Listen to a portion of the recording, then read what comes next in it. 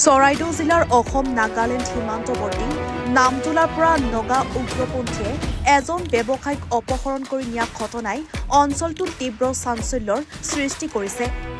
প্ৰাপ্ত তথ্য মতে নামতোলা আৰক্ষী থানাৰ অন্তৰ্গত নামতোলা নাগালেণ্ড গেটৰ সমীপত গেলামালৰ দোকান দি পৰিয়াল পোহপাল দি অহা মুছলিম আলী নামৰ লোকজনক 5জনীয়া উগ্ৰপন্থীৰ দলে শূন্যলৈ গুলী ফুটাই অপহৰণ কৰি নিয়ে। অপহৰণকাৰী দলটোৱে মুছলিম আলীক ড্ৰাগছ বিক্ৰী কৰাৰ অপৰাধত অপহৰণ কৰা বুলি তথ্য সদৰি কৰিছে। মই ছানফ্লাৱাৰ বিকাৰ পৰা আপোনাখন মোকে ধৰিছে। মই আসাম আৰু নাগা মানুহখনকে ছানফ্লাৱাৰ খিলাই দিয়া কিনে বেয়া কৰাৰ পৰা আমাকে ধৰা হৈছে। Bureau report, any Bharat 24। নমস্কাৰ, মোৰ নাম নিৰুপম শইকীয়া।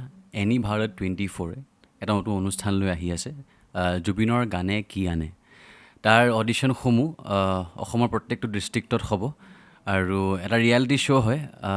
আপোনালোকে দিয়া ফোন নম্বৰ যোগাযোগ কৰিব পাৰে আৰু আপোনালোকৰ ওচৰলৈ এনেও গৈ আছে তেওঁলোক, আৰু আশাবাদী যে আপোনালোকে এই অনুষ্ঠানটোত ভাগ ল'ব আৰু আশা থাকিল যে আমি খুব সুন্দৰ সুন্দৰ গায়ক দেখিবলৈ পাম।